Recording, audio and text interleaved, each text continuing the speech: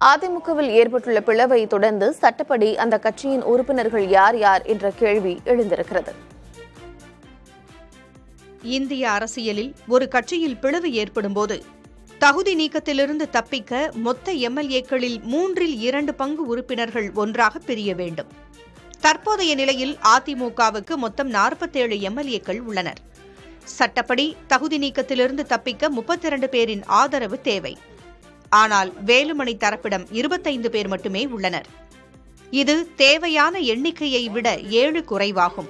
7 குறைவாக இருப்பதால் விப் எனும் கட்சி ஆணை உத்தரவை மீறியதாக குற்றஞ்சாட்டி இந்த 25 பேரையும் தகுதி நீக்கம் செய்ய சபாநாயகரிடம் பழனிசாமி தரப்பு மனு அளிக்க முடியும்.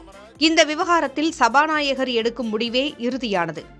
எனினும் வேலுமணி தரப்பு தாங்கள்தான் உண்மையான அதிமுக என்று உரிமை கோரினால் தேர்தல் ஆணையம் மற்றும் நீதிமன்றங்களின் தலையீடும் இதில் இருக்கக்கூடும். சட்டப்படி 32 பேர் இல்லாததால் வேலுமணி தரப்பு எம்எல்ஏக்களின் எதிர்காலம் இப்போது காலத்தின் கைகளில் உள்ளது. புதிய தலைமுறைக்காக செய்தியாளர் கா. ஸ்ரீதரன்.